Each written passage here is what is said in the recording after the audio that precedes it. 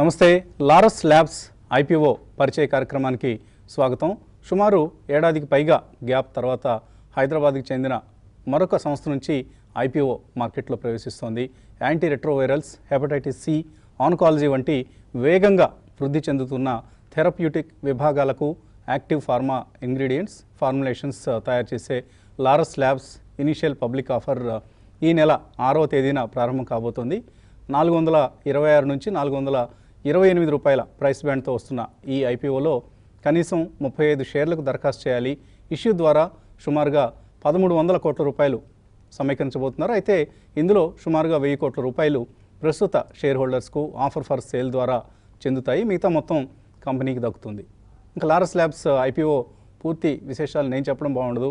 సంస్థ ప్రమోటర్ అలాగే chief executive officer చేవ Satyanarayana గారు మనతో సిద్ధంగా ఉన్నారు విశేషాలు పంచుకునేందుకు, కంపెనీ గురించి మరిన్ని వివరాలు అందించేందుకు. నమస్తే సత్యనారాయణ గారు. నమస్తే అండి. Thanks for inviting us.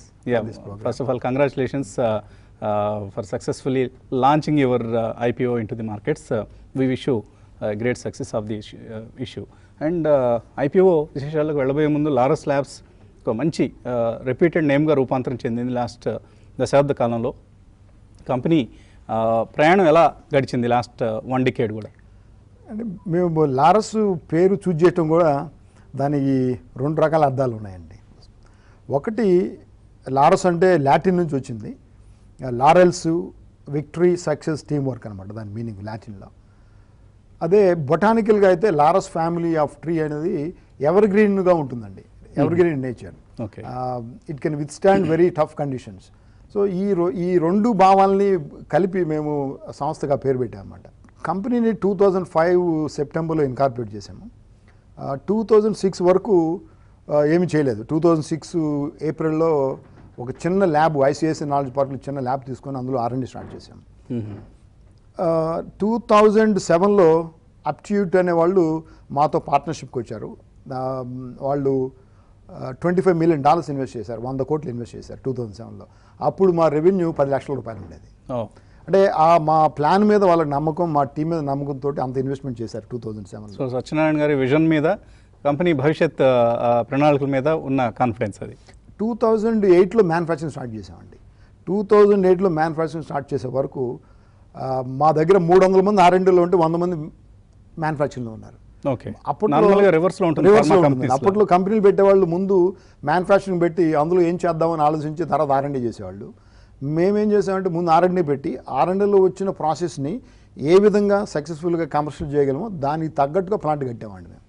అందుకని కానీ ఇన్వెస్టర్స్ కానీ అప్పట్లో ఏమి భయం లేదా? అంటే మీరు ఎంత రిస్క్ తీసుకుంటున్నారు R&D మీద? నార్మల్గా మన ఫార్మా కంపెనీస్ ఇదిగో మా టర్నోవర్లో 5% లేదు, మా టర్నోవర్లో ఎంత చేస్తున్నాం అని చెప్పేసి ఒక గొప్పగా చెప్పుకుంటారు. 2007, 8, 9లో మా R&D చూసిన వాళ్ళు మమ్మల్ని కొంచెం వీళ్ళు ఏదో ఇండస్ట్రీలో క్రేజీగా ఉన్నారని అనుకునేవాళ్ళు, మీరు అనుకున్నట్టుగానే.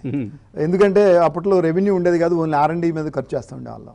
మేము మా కొంత మనీ ఇన్వెస్ట్ చేసిన తర్వాత ఈ అప్ట్యూట్ వాళ్ళు రాకముందు SBIకి టర్మ్ లోన్ గురించి, వర్కింగ్ క్యాపిటల్ లోన్ గురించి వెళ్ళాము.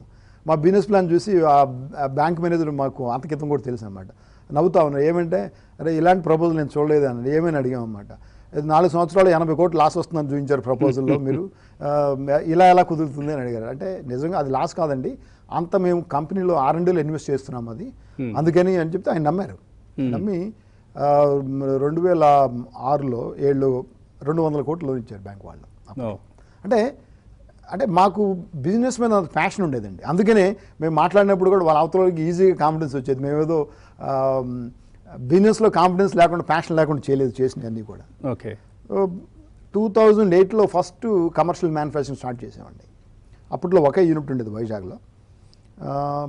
ఆ తర్వాత ఈ యాంటీ రెట్రోవైరల్ స్పేస్లోకి వచ్చినప్పుడు మాకు R&Dలో మంచి బ్రేక్ త్రూ టెక్నాలజీస్ వచ్చినాయండి. దాన్ని మేము ముందు 2 బ్యాచ్లు స్టార్ట్ చేసాము. అందులో మాకు టెక్నాలజీ అడ్వాంటేజ్ మూలాన ఈరోజు మేము రోజు 12 బ్యాచ్లు స్టార్ట్ చేస్తున్నాం. అప్పట్లో 250 కేజీల బ్యాచెస్ ఉండేది, ఇప్పుడు 500 కేజీల బ్యాచెస్ చేస్తున్నాం. ఆ మాలిక్యూల్లో మాకు ఆల్మోస్ట్ 60% మార్కెట్ షేర్ ఉందండి గ్లోబల్గా. అంటే మేము చాలా తక్కువ ప్రోడక్ట్లు చూజ్ చేస్తాం, కానీ అందులో లీడర్షిప్ పొజిషన్ కోసం ట్రై చేస్తామండి. ఒక 5 ఏపీఐలు ఉండాలా మాకు 25% అంతకన్నా ఎక్కువ మార్కెట్ లీడర్షిప్ ఉందండి గ్లోబల్గా. అంటే యాక్టివ్ ఫార్మా ఏపీఐస్లో ఇంగ్రీడియంట్స్ 25% అంతకన్నా ఎక్కువ మార్కెట్ షేర్ ఉన్న ప్రోడక్ట్లు మా దగ్గర 5-6 ఉన్నాయండి. అంటే మీకు ఓవరాల్గా ఒక 4 వర్టికల్స్ నేను గమనించాను మీరు ఆపరేట్ చేస్తున్నవి. అందులో ఏపీఐస్, ఫార్ములేషన్స్, అలాగే of course synthesis and ingredients. So వీటిలో రెవెన్యూ షేర్ ఎలా ఉంటుంది? ప్రస్తుతం ఏపీఐస్ నుంచి వచ్చే రెవెన్యూస్ 90% ఉన్నాయండి. ఒక 5% ఏమో సింథసిస్ నుంచి ఉన్నాయి, ఒక 3% ఏమో ఇంగ్రీడియంట్స్ నుంచి ఉన్నాయండి. ఫార్ములేషన్స్లో ఏమీ రెవెన్యూ లేదండి. ప్రస్తుతము సుమారుగా 300 కోట్లు ఖర్చు పెట్టాం ఫార్ములేషన్లో. 2000 క్యాపిటల్ ఎక్స్పెండిచర్ 2014లో స్టార్ట్ చేసాము ఇన్వెస్ట్మెంట్. 15 డిసెంబర్లో అప్రూవల్ వచ్చింది, యూరోపియన్ అప్రూవల్. లాస్ట్ ఈ వీక్ ఎఫ్డిఐ ఇన్స్పెక్షన్ కూడా జరిగింది, ఒక అబ్జర్వేషన్ వచ్చింది, చాలా సక్సెస్ఫుల్గా జరిగింది ఆడిట్. అంటే బిజినెస్ మేము 14లో ఇన్వెస్ట్మెంట్ స్టార్ట్ చేసి అప్రూవల్ వచ్చినా మాకు రెవెన్యూ రావడానికి ఇంకా 12 నెలలు పడుతుందండి. అంటే ఆల్మోస్ట్ 4 సంవత్సరాలు ఇన్ని 100 కోట్లు ఇన్వెస్ట్ చేసి రైట్ ఆపర్చునిటీస్ కోసం వెయిట్ చేస్తూ ఉన్నాం అన్నమాట మేము. అంటే అది కూడా ఒక యునిక్ క్యారెక్టరిస్టిక్ లారస్ ల్యాబ్స్కి. అంటే వాళ్ళు ఇన్వెస్ట్ చేస్తారు, రేపే రెవెన్యూ రావాలని ఏం లేదు, రైట్ ఆపర్చునిటీ కోసం వెయిట్ చేస్తుంటాము. సో సత్యనారాయణ గారు, మీరు లారస్ ల్యాబ్స్ ప్రారంభించక ముందు మ్యాట్రిక్స్ ల్యాబ్స్లో ప్రసాద్ గారితో కలిసి పనిచేశారు. సో ఆ నేపథ్యం గురించి చెప్పండి. అంటే అక్కడ నుంచి ఎందుకు బయటకు వచ్చి లారస్ ల్యాబ్స్ ఇంత కోర్స్ బయటకు వచ్చేటప్పుడు మీరు ఇంత పెద్ద కంపెనీని బిల్డ్ చేయగలను అన్న ఒక కాన్ఫిడెన్స్ మీకు ఉండిందా? అంటే మ్యాట్రిక్స్లో పనిచేయడం అనేది both knowledge wise, financial wise is both rewarding అండి. అంటే it's a good experience. So you have learned your financial lessons from Matrix? Not financial lessons, we learn both things, technical as well as financial. Technically ఎలాగో మీరు qualified and competent. Team కావాలండి. So మ్యాట్రిక్స్లో చేసింది ఇక్కడ చేసింది నాకు పెద్ద difference అనిపించింది. అక్కడేమో మంచి టీం ఉంటుంది, ఇక్కడ మంచి టీంని క్రియేట్ చేయగలం. అక్కడైతే ఫెసిలిటీస్ చాలా ఎక్వైర్ చేసాం ఆ రోజుల్లో. ఈ రోజు ఏంటంటే లారస్కి ఒకే డిఫరెన్స్ ఏంటంటే ఫెసిలిటీస్ బిల్డ్ చేస్తున్నాము ఇక్కడ. అదే డిఫరెన్స్ అండి. అంటే సక్సెస్ ఎప్పుడు కూడా టీమ్ ఉండాలండి. టీమ్స్ ఉన్నప్పుడే సక్సెస్ వస్తుందన్నది నా ఫర్మ్ బిలీఫ్. సో మీతో పాటు ఐ థింక్ మీకు చక్కటి రైట్ హ్యాండ్ దొరికారు, రవికుమార్ ఉన్నారు. ఇప్పుడు ఈ రోజు ఉన్న మా సీనియర్ మేనేజ్మెంట్ టీంలో డాక్టర్ రాజు, మేము పిహెచ్డి కలిసి చేసాము. మా క్వాలిటీ హెడ్ నేను ఎంఎస్సీలో రూమ్మేట్స్, పిహెచ్డి ఒక ప్రొఫెసర్ దగ్గర చేసాము. రవికుమార్ నేను ఒక 20 సంవత్సరాలు పనిచేసాము కలిసి ఇప్పటివరకు. ఉమామహేశ్వరరావు అని ఉన్నారు R&D హెడ్, ఆయన మేము చాలాసార్లు కలిసి పనిచేసాము. ఇంగ్రీడియంట్స్లో R&D సైంటిస్ట్ ఉన్నారు, ఆయన మా ప్రొఫెసర్ దగ్గర పిహెచ్డి చేశారు. ఇది మాకు ఎలా ఉంటుందంటే అడుగుతూ ఉంటారు, ఇంతమంది తెలిసిన వాళ్ళు కదా ఎలా ఉంటుంది మీకంటే, going to office is like A class reunion అన్నమాట. ఓకే, ఫ్రెండ్స్, మా సీనియర్స్. అంటే ఈ 2 తరగతులు, ఒకటేమో మీలాగా ఇంతకుముందు ఉన్న ఫ్రెండ్స్ని వాళ్ళని అందరినీ కలుపుకొని ఒక టీమ్గా పనిచేసేవాళ్ళు కొంతమంది చేస్తారంటే అసలు వాళ్ళని దగ్గరికి రానివ్వరు. సో బంధువుల్ని కానీ మిత్రుల్ని కానీ పక్కన పెట్టేసి వేరే కొత్త పరిచయస్తులతో ప్రయాణం సాగిద్దామని చూస్తుంటారు. సో మీరు successfully this is the right model అని ప్రూవ్ చేస్తున్నారు. గుడ్. అంటే ఇవాళ 1800 కోట్ల రూపాయలు, సుమారుగా 2000 కోట్ల రూపాయల టర్నోవర్ కంపెనీగా లారస్ ల్యాబ్స్ రూపాంతరం చెందింది, వృద్ధి చెందింది. సో మీరు బయటకు వచ్చి లారస్ ల్యాబ్స్ని 2006-05లో ప్రారంభించినప్పుడు ఇంత కంపెనీ అవుతుందని డ్రీమ్ మీ విజువలైజ్ చేశారా? మేము 2006లో ఏదైతే బ్యాంక్కి ప్రపోజల్ ఇచ్చామో దాన్ని మేము వైట్ బుక్ అని అనుకునేవాడు. అది మేము అప్పట్లో ఉన్న సీనియర్ మెంబర్స్ అందరూ సైన్ చేసాం. అది 2011 వరకు బిజినెస్ ప్లాన్ రాసాం 5 సంవత్సరాలకి. 2011లో చూసుకున్నప్పుడు మేము అనుకున్న దానికన్నా ఎక్కువ చేసాం. మళ్ళీ మేము 2012లో ఇంకా 5 years బిజినెస్ ప్లాన్ రాసుకున్నాం. మళ్ళీ అది మా సీనియర్ లీడర్షిప్ అందరూ ఒకసారి లీడర్షిప్ ట్రైనింగ్కి వెళ్ళినప్పుడు మా విజన్ అని అందరూ రాశారు అందులో. అంటే ఇంట్రెస్టింగ్గా చూస్తే ఈరోజు ఆ 2012 ఏదైతే మళ్ళీ 5 years అనుకున్నాం దానికన్నా ఎక్కువ చేసామండి మేము. అంటే మేము విజువలైజ్ చేసిన దానికన్నా కూడా మా గ్రోత్ ఇప్పుడు 2 సార్లు అలానే జరిగింది. ఒక ఫస్ట్ 5 years అంతే జరిగింది, తర్వాత అనుకున్న 5 years కూడా అంతే జరిగిందండి. ఓకే. సో ఆబ్వియస్లీ మీ investors should be happy with whatever progress that you have achieved so far. కానీ కొంతమంది ఇప్పుడు ఆఫర్ ఫర్ సేల్లో బయటకు వెళ్తున్నారు. ఇది వాళ్ళ ఇన్స్టిట్యూషనల్ మ్యాండేట్ కావటం వల్ల కావచ్చు, లేదా ఇతరత్ర ప్రాఫిట్ వస్తుంది కదా బుక్ చేద్దామన్న కారణం కావచ్చు. So how do you feel about it? 2007లో అప్టిట్యూట్ ఇన్వెస్ట్ చేశారు వాళ్ళు 2012లో వాళ్ళు ఎంతైతే ఇన్వెస్ట్ చేశారో అంత సరిపోను ఫెడిలిటీకి అమ్మారు. సో అమ్మిన తర్వాత కూడా వాళ్ళకు ఈక్విటీ ఉంచుకున్నారు వాళ్ళు 2012లో. 2012లో ఫెడిలిటీ వాళ్ళు వాళ్ళ అప్టిట్యూట్ వాళ్ళ దగ్గర ఉన్నారు, ప్లస్ కంపెనీలో కూడా కొంత ఇన్వెస్ట్ చేశారు. అదే టైంలో నేను కూడా ఇన్వెస్ట్ చేశాను కంపెనీలో. ఫెడిలిటీ వాళ్ళు ఎంత రేట్కి ఇన్వెస్ట్ చేశారో నేను అదే రేట్కి ఇన్వెస్ట్ చేశాను. అప్పుడు వాళ్ళు వార్బో పింకస్ వాళ్ళు 2014లో వచ్చినప్పుడు వాళ్ళు ఎంత ఇన్వెస్ట్ చేశారో అంతా అమ్మారు వాళ్ళు వార్బో పింకస్కి. ఈరోజు ఈ పబ్లిక్ ఆఫర్లో అప్టిట్యూట్ వాళ్ళు 9% ఈక్విటీ ఉందండి, వాళ్ళు మొత్తం అమ్ముతున్నారు. వాళ్ళు 2007లో వచ్చారు, 2016లో అమ్ముతున్నారు. ఆల్మోస్ట్ 10 ఏళ్ళు మీతో, సుమారు 10 ఏళ్ళు మాతో పాటు ఉన్నారు. అలానే ఫెడిలిటీ వాళ్ళకి సుమారుగా 18% ఈక్విటీ ఉంది, వాళ్ళు ఓన్లీ 6% అమ్ముతున్నారు ఇప్పుడు. వార్బో పింకస్కి 30% ఈక్విటీ ఉంది, వాళ్ళు ఓన్లీ 10% అమ్ముతున్నారు. అంటే ఇంత పెద్ద పబ్లిక్ ఆఫర్ ఇచ్చిన తర్వాత కూడా 30% ఈక్విటీ ఇంకా ప్రైవేట్ ఈక్విటీ వాళ్ళ దగ్గరే ఉంటుందండి. అంటే అలా ఉంటున్నారు అంటే వాళ్ళ కాన్ఫిడెన్స్ కూడా ఎక్కువ ఉండబట్టి, లేకపోతే ఎక్కువ అమ్మేవారు కదా. ఈ పబ్లిక్ ఆఫర్లో ప్రమోటర్లు మేము కానీ, మా ఎంప్లాయీస్ కానీ, మా సీనియర్ మేనేజ్మెంట్ కానీ ఒక షేర్ అమ్మట్లేదండి. లారస్ ల్యాబ్స్ ఐపీఓ సంబంధించి chief executive officer doctor Chhaava Satyanarayana గారితో పరిచయ కార్యక్రమంలో ఇప్పుడు ఒక చిన్న బ్రేక్ తీసుకుందాం.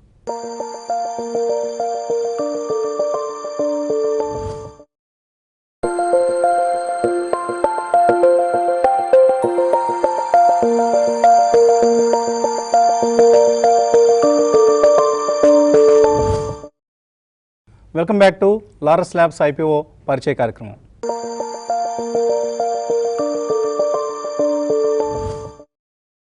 ఇప్పుడు అంతా కూడా R&D డ్రివెన్ అయిపోయింది ఫార్మా ఇండస్ట్రీ అంతా కూడా. ఆఫ్ కోర్స్ జెనరిక్స్, కొత్త ప్రొడక్ట్స్ని ఆవిష్కరించే R&D, ఇలా 2 వర్గాలుగా చీలిపోయింది. అంతకుముందు మనం ఎక్కువగా మేబీ ఒక 20 years బ్యాక్ చూస్తే పిక్చర్ ఇలా ఉండేది కాదు. ఎక్కువ మంది R&D మీద అంతగా స్పెండ్ చేసేవాళ్ళు కాదు, ఏదో కొన్ని ట్యాక్స్ బెనిఫిట్స్ కోసం మాత్రమే చేసిన పరిస్థితి ఉండేది. బట్ ఇప్పుడు గేమ్ మారిపోయింది. మనం రెగ్యులేటరీ మార్కెట్స్లోకి వెళ్ళిపోయాం.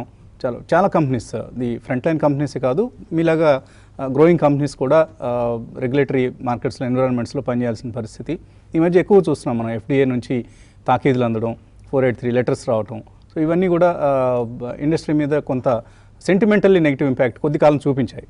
సో ఎక్కడ దాకా వచ్చింది ఇప్పుడు ఆ పరిస్థితి? లారస్ అయితే అన్ని ఫెసిలిటీస్ ఒకే స్టాండర్డ్తో ఆపరేట్ చేస్తాము, అన్ని మార్కెట్లకి ఒకే క్వాలిటీ ప్రొడక్షన్ చేస్తాము. ప్రపంచంలో ఎక్కువ FDA అప్రూవ్డ్ ఉన్న ఫ్యాక్టరీలు US తర్వాత ఇండియాలోనే ఉన్నాయండి. మనకి ఇండియాలో వచ్చే ఈ వార్నింగ్ లెటర్స్ కానీ ఈ ఇన్స్పెక్షన్లు చూస్తే 50% ఉన్నాయండి. సో అంటే పర్సంటేజ్ వైజ్ ఇండియాలో ఎక్కువ లేవండి. అంటే మన మార్కెట్స్ మిగతా మార్కెట్లో మెచ్యూర్ అవ్వలేదు కాబట్టి సమ్టైమ్స్ ఎక్కువ రియాక్ట్ అవుతారు అనిపిస్తూ ఉంటుంది. ఓకే, సో మన కంపెనీలు కూడా చిన్న చిన్న కారణాల్లో దొరుకుతున్నాయి. FDA ఇన్స్పెక్షన్లో రూఫ్ లీక్ అవుతుందని, ఇలాంటి మరి చిన్న చిన్న అంశాలు కూడా ఇన్స్పెక్షన్స్లో బయటపడటం అనేది విచారకరం కదా. మన కంపెనీస్లో స్టాండర్డ్స్ డిఫరెంట్గా ఉండొచ్చు. కొన్ని కంపెనీలు 30 సంవత్సరాల క్రితం బిల్డ్ చేసి ఉండొచ్చు, కొన్ని కంపెనీలు 5 సంవత్సరాల క్రితం బిల్డ్ చేసి ఉండొచ్చు. దాంట్లో ఇన్ఫ్రాస్ట్రక్చర్లో తేడాలు ఉన్నాయి. కానీ ఐ థింక్ ఈ రిగరస్ ఇన్స్పెక్షన్స్ వల్ల ఓవరాల్గా క్వాలిటీ అయితే పెరుగుతుంది, ఇండస్ట్రీకి మంచిదండి. ఇండస్ట్రీకి మంచిది. మీ R&D పైప్లైన్ విషయానికి వస్తే drug master files, abbreviated new drug applications, ఇలా రకరకాల, ఆఫ్కోర్స్ మా వ్యూవర్స్కి ఇవన్నీ కొంచెం టెర్మినాలజీ కష్టంగా ఉంటుంది డైజెస్ట్ చేసుకోవటం. ఇన్ఫ్యాక్ట్ ఈ ఫీల్డ్ని కవర్ చేసే జర్నలిస్ట్ మాకే ఒక్కోసారి కన్ఫ్యూజ్ అవుతూ ఉంటాం, ఏంటి అసలు ఈ ఆరెంజ్ బుక్ ఏంటి, ఈ అండాలేంటి, ఇటువంటి పిండాలేంటి, ఇటువంటి డౌట్స్ వస్తుంటాయి. సో మీ విషయానికి వస్తే, లారస్ ల్యాబ్స్ విషయానికి వస్తే ఎలా ఉంది మీ R&D పైప్లైన్? ఇప్పటివరకు సుమారుగా ఒక 60 ప్రోడక్ట్లు కమర్షియలైజ్ చేసామండి, R&Dలో డెవలప్ చేసినవి. అంటే మా దగ్గర R&D అప్రోచ్ కొంచెం డిఫరెంట్గా ఉంటుంది మిగతా వాళ్ళతో పోలిస్తే. అంటే మాకు 60 చేయాలి, 100 చేయాలనే కుతూహలం అయితే ఉంటుంది మాకు. చేసినవి బాగా చేయాలని ఉంటుంది. సో సెలెక్ట్ ఏరియాస్ వెరీ నారోగా ఫోకస్ చేస్తూ ఉంటాం మేము. ఏదైనా ఒక ప్రోడక్ట్లో మేము మ్యానుఫ్యాక్చరింగ్ వచ్చామంటే మాకు ఏదైనా అందులో ఒక యూనిక్నెస్ ఉంటేనే మేము మ్యానుఫ్యాక్చర్ చేద్దాం అని అనుకుంటాం. క్వాలిటీ అన్నా బాగుండాలి, కాస్ట్ అన్నా బాగుండాలి, లేదంటే కెపాసిటీ అన్న మిగతా వాళ్ళకన్నా ఎక్కువ ఉండాలి. ఇవన్నీ ఉన్నప్పుడే మేము కస్టమర్కి వాల్యూ చేయగలం. రా మెటీరియల్స్ ఏవైతే ఉంటాయో అవి మీకు ఇక్కడే దొరుకుతాయి, ఇంపోర్ట్ చేసుకుంటారు? చైనా నుంచి కూడా బాగానే ఇంపోర్ట్ చేస్తామండి. కొన్ని క్రిటికల్ ప్రొడక్ట్స్కి అయితే మా ఇంటర్నల్గా డెవలప్ చేసాం మేము. రేపు అది ఇబ్బంది వస్తే మేము చేసుకోగలం. ఓకే, సో దట్ మీకు ఇంపోర్ట్స్ కూడా మినిమైజ్ చేసుకోవచ్చు, కరెన్సీ ఫ్లక్చుయేషన్స్ ఏవైతే మినిమైజ్ ఉంటాయో చేసుకోవచ్చు, క్వాలిటీ రిస్క్ తగ్గించుకోవచ్చు అండి. రిస్క్ తగ్గించుకోవచ్చు. ఓకే, సో ఎన్ని అండాస్ ఇప్పుడు మీకు పైప్ లైన్లో ఉన్నాయి? ఇప్పటికి 2 ఫైల్ చేసామండి. ఈ ఇయర్లోపు ఇంకోటి ఫైల్ చేస్తాం. మా యాండా ఫైలింగ్ వచ్చేసరికి కూడా మా నెంబరు చాలా తక్కువ అండి. మేము 10 లోపే చేద్దామని అనుకుంటాం. ఫ్యూచర్ని ఎప్పుడు కూడా రేపటి కోసం ట్రేడ్ చేయకూడదని మా ఉద్దేశం అన్నమాట. వాంట్ ఫ్యూచర్ డెఫినెట్గా ఫౌండేషన్ స్ట్రాంగ్ ఉండాలంటే ఒకసారి మనకు షార్ట్ టర్మ్గా ఇబ్బందులు ఉంటాయి కొన్ని. షార్ట్ టర్మ్ ఇబ్బందులు తొలగించాలంటే మన ఫ్యూచర్ని సాక్రిఫైస్ చేయాలి. మేము అది చేయదలుచుకోలేదండి. డొమెస్టిక్ వర్సెస్ ఎక్స్పోర్ట్ బిజినెస్ చూస్తే ఏ రేషియోలో ఉంది? ఫిజికల్గా మా కంపెనీ నుంచి డైరెక్ట్గా ఇతర దేశాలకు అమ్మేది అయితే 40% ఉందండి. ఇంకో 40% సుమారుగా మేము ఇండియాలోని కంపెనీస్కి అమ్ముతాము. మైలాను, అరబిందో, సిప్లా, స్ట్రైట్స్ ఇలాంటి వాటికి.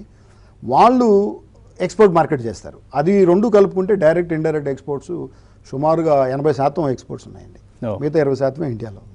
అంటే మీరు ఇప్పుడు ఈ డొమెస్టిక్ కంపెనీస్ ఏవైతే ఉన్నాయో మీరు చెప్పిన పేర్లు స్ట్రైట్స్ కావచ్చు, సిప్లా కావచ్చు, ఆర్ నాట్కో, మైలాన్, ఇటువంటి కంపెనీస్తో ఎటువంటి లాంగ్ టర్మ్ రిలేషన్షిప్ మీకు ఉంది? అంటే కాంట్రాక్ట్స్ అన్నీ కూడా లాంగ్ టర్మ్ నేచర్వేనా? ఒక నాట్కో తోటి హెపటైటిస్ సి డ్రగ్స్ మీద అయితే మాకు లాంగ్ టర్మ్ అండర్స్టాండింగ్ ఉందండి మా ఇద్దరు, నాట్కోకి లారస్ మధ్యలో.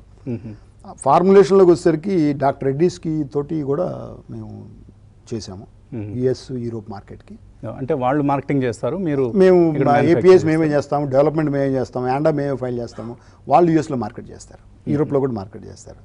అలానే సిట్రాన్ ఫార్మా అని ఇంకో యూఎస్ బేస్డ్ కంపెనీ ఉంది, దాంతో కూడా అగ్రిమెంట్ చేసాం. అది ఓన్లీ యూఎస్ కోసం అన్నమాట. మిగతా ఏపీఐ బిజినెస్కి వచ్చేసరికి అండర్స్టాండింగ్ ఉంటుంది కదండి, అగ్రిమెంట్ అని ఏముండదండి. ఓకే, సో అంటే కస్టమర్ నార్మల్గా కస్టమర్స్ లిమిటెడ్ కస్టమర్స్ కనిపిస్తున్నప్పుడు కొంత మనం లాంగ్ టర్మ్కి వెళ్తే బాగుండు అనేది మార్కెట్స్ దృష్టి ఉంటుంది. టాప్ 10 గ్లోబల్ జెనరిక్ కంపెనీస్లో 9 మంది మా కస్టమర్స్ అండి. ఓకే, లాస్ట్ 5 ఇయర్స్లో మా టాప్ 5 కస్టమర్స్ అందరితోటి మా రెవెన్యూ పెరిగింది. ఏ కస్టమర్తో రెవెన్యూ తగ్గలేదు మాకు క్యూములేటివ్గా. సో అంటే మా కస్టమర్స్ వాల్యూ రిలేషన్ చాలా ఎక్కువ అండి మా దగ్గర. ఓకే, అండ్ మనం మీ ఎక్స్పాన్షన్ రోడ్ మ్యాప్ ఎలా ఉంది? హైదరాబాద్లో R&D ఉందండి, షామీర్పేటలో సుమారుగా 600 పైన సైంటిస్టులు ఉన్నారు. వైజాగ్లో 6 మ్యానుఫ్యాక్చరింగ్ సైట్లు ఉన్నాయి. అందులో 3 సైట్లు ఆపరేషన్లో ఉన్నాయి. 4వది ఇంటర్మీడియట్ సైటు, మా క్యాప్టివ్ ఇంటర్మీడియట్ చేస్తూ ఉంటారు. 5వ సైటు 2 వారాల క్రితం ఇనాగ్రేట్ చేశాం. 6వ సైట్ కన్స్ట్రక్షన్లో ఉందండి. అది 2 ఇండస్ట్రియల్ జోన్స్లో ఉన్నాయి. పరవాడలో 3 ఉన్నాయి, అచ్యుతాపురంలో ఒక 3 యూనిట్లు ఉన్నాయి. అందులో 1 కడుతున్నాము, 2 ఆపరేషన్లో ఉన్నాయి. సో R&Dని హైదరాబాద్కి పరిమితం చేస్తారా? వైజాగ్లో కూడా ఎక్స్పాన్షన్ చేస్తున్నామండి R&D. ఒక 100 మంది సరిపోయి R&D కడుతున్నాం వైజాగ్. అంటే ఇప్పుడు మీరు ఇష్యూ ద్వారా రైజ్ చేసే అరౌండ్ 300 crores ఎక్స్పాన్షన్ కోసం ఏమన్నా ఖర్చు పెట్టబోతున్నారా? ఆర్ ఇష్యూ మనం ఆబ్జెక్ట్స్లో చూస్తే ఆబ్జెక్టివ్స్లో ఎక్కువగా లాంగ్ టర్మ్ డెట్ని రిటైర్ చేయడానికే వాడేట్లా కనిపిస్తుంది. ఈ 300 కోట్లు కంపెనీ రేజ్ చేసే దాంట్లో సుమారుగా 225 కోట్లు మేము లాంగ్ టర్మ్ డెట్ని తీర్చేద్దాం అనుకుంటున్నాం. ఇంకా 75 crores మాత్రం జనరల్ కార్పొరేట్ పర్పస్ కొడతామండి. మా గ్రోత్ కోసం మా ఇంటర్నల్ క్యాష్ జనరేషన్ సరిపోతుంది. ఓకే, సో మీకు బ్యాలెన్స్ షీట్లో క్యాష్ పరిస్థితి సంతృప్తికరంగా ఉంది.